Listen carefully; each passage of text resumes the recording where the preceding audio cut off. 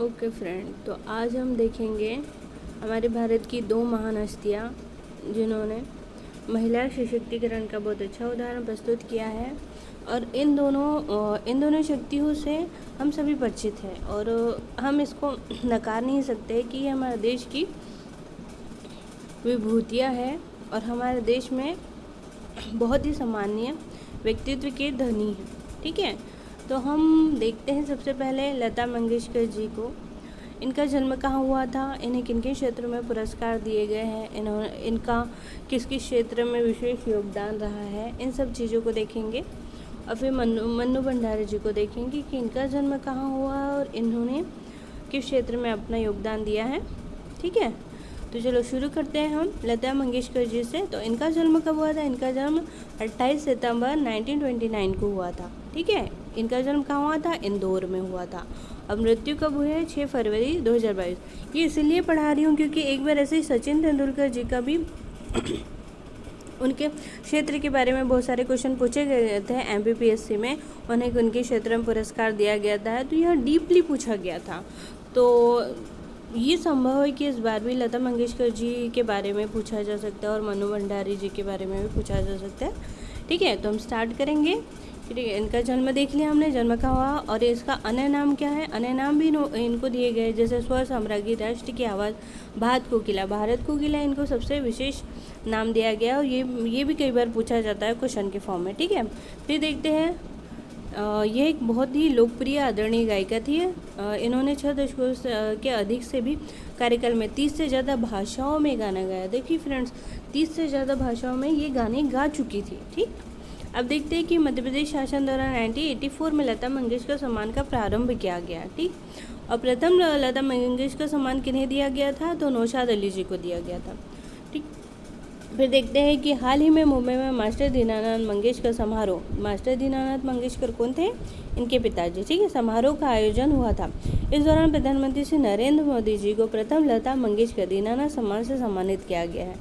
लता मंगेशकर दीनानाथ अब इसका नाम परिवर्तित कर दिया गया है। दीनानाथ सम्मान की जगह लता मंगेशकर दीनानाथ सम्मान इसका नाम कर दिया गया। ठीक है, तो ये बात आप ध्यान में रखना। अब देखते हैं लता जी को किन किन क्षेत्रों में पुरस्कार दिए गए। तो फिल्म फेयर पुरस्कार कितने बार दिए गए हैं दोस्तों? तो ये कितने बार दिए गए? 1958, 1962, 1965, 1969, 1993 और 1994। मतलब 6 बार फिल्म फेयर पुरस्कार ये जीत चुकी थी। ठीक, देखिए कि कितना मतलब कितना सम्माननीय व्यक्तित्व है इनका। अब देखते हैं कि राष्ट्रीय पुरस्कार 1972 में, 1975 और 1990 में। ठीक, फिर पद्म पुरस्कार 1969 में ये मिल चुका है इनको। फिर दुनिया में सबसे ज़्यादा गीत गाने के लिए Guinness book of world record में इनका नाम दर्ज है दोस्तों। और कब दर्ज है? 1974 से। ठीक, फिर दादा साहब फाल्के पुरस्कार इन्हें कब मिला गया था? 1989। दादा साहब फाल्के पुरस्कार भी इन्हें दिया गया है, पूछ सकते हैं आपसे। फिल्म फेयर का लाइफ टाइम अचीवमेंट पुरस्कार 1993, स्क्रीन का लाइफ टाइम अचीवमेंट पुरस्कार 1996 में, और राजीव गांधी पुरस्कार दिया गया 1997 में, और NTR पुरस्कार 1999 में, पद्म भूषण विभूषण 1999 में। जी सिनेमा लाइफ टाइम अचीवमेंट पुरस्कार कब दिया गया दोस्तों? कि 2000 में। जी सिनेमा लाइफ टाइम अचीवमेंट पुरस्कार। स्टारडम का लाइफ टाइम अचीवमेंट पुरस्कार कब? 2001 में, और 2001 में ही नूरजहां पुरस्कार दिया गया और 2001 में ही इनको भारत रत्न और महाराष्ट्र भूषण, मतलब 2001 में 4 पुरस्कार उनको दिए गए हैं। वो 4 पुरस्कार कौन से हैं?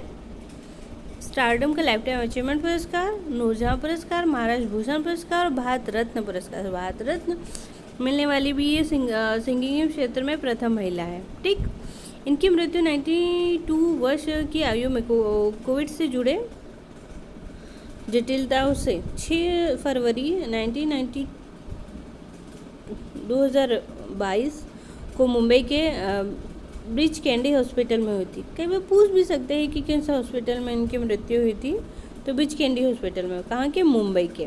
अब देखते हैं कि एक विशेष पुरस्कार और है। लता मंगेशकर जी को 2007 में फ्रांस का सर्वोच्च नागरिक पुरस्कार the national of the legion of honour, the national order of the legion of honour से सम्मानित किया गया है। ठीक, देख लीजिए आप कितने सारे पुरस्कार इन्होंने जीते हैं। और ये हमारे देश का ही बहुत बड़ा सौभाग्य है कि ये हमारे देश में जन्मी। ठीक, अब देखते हैं दूसरी विशेष हस्ती है मन्नू भंडारी जी। ठीक है, ये एक लेखिका है। इनके बारे में हम पढ़ते हैं कि इनका जन्म कहाँ हुआ है। इनका जन्म हुआ है 3 अप्रैल 1991 में, और इसका संबंध कहाँ से है? भानपुरा नगर, मंदसौर जिले। ठीक, इनका जन्म 1991 में, इनका संबंध है मध्य प्रदेश के भानपुरा नगर, जो मंदसौर जिले में पड़ता है। ठीक, तो देखते हैं इनका निधन कब हुआ? 15 नवंबर 2021 को, 90 वर्ष की आयु में। स्थल कहाँ था? गुरुग्राम, हरियाणा। ठीक, याद रखना आपकी कहाँ हुआ था जन्म, कहाँ हुआ था मृत्यु। ठीक, मनु भंडारी जो विशेषकर 1950 से 1960 के बीच अपने कार्यों के लिए प्रसिद्ध हुई थी। ये एक दशक में ये बहुत ज़्यादा प्रसिद्ध थी दोस्तों। और फिर अब देखते हैं कि इनके 2 प्रसिद्ध उपन्यास कौन से हैं।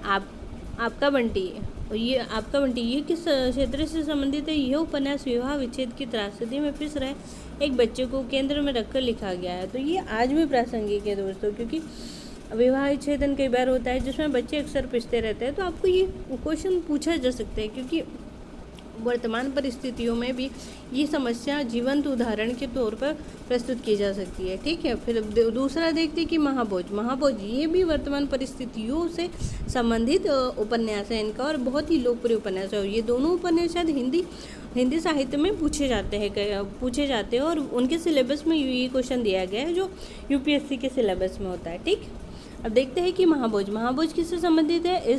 इसका यह उपन्यास नौकरशाही और राजनीति में व्याप्त भ्रष्टाचार के बीच आम आदमी की पीड़ा को उद्घाटित करता है। तो दोस्तों ये भी एक वर्तमान जटिल समस्या है हमारे देश की, जिसके बारे में मनु भंडारी जी ने अपने उपन्यास में लिखा है। ठीक है, तो अब देखते हैं क्या दिया है इनके बारे में। इनके लेख हमेशा लैंगिक असमानता और वर्गीय व आर्थिक असमानता पर आधारित होते थे। ठीक है, ये महिला सशक्तिकरण की ओर ज़्यादा इनका झुकाव था। ठीक, ये हम मान सकते हैं।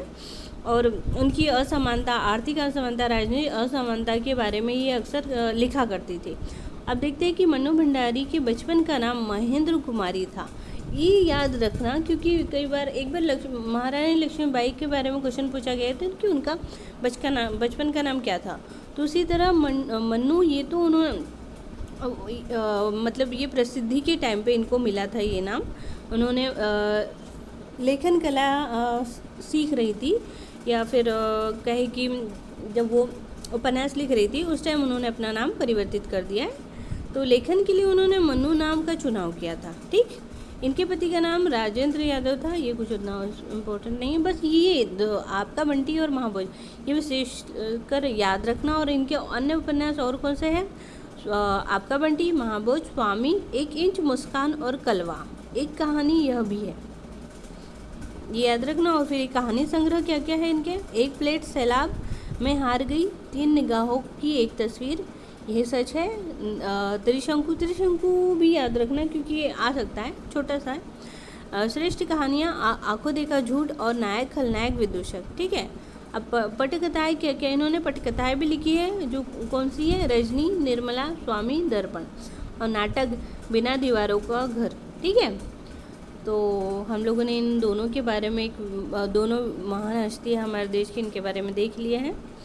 तो आज अपना वीडियो हम लोग यहीं पर ही विराम करते हैं। ये 8-9 मिनट का वीडियो है, तो इतना ही रहने देते हैं। ठीक है, ओके देन, बाय।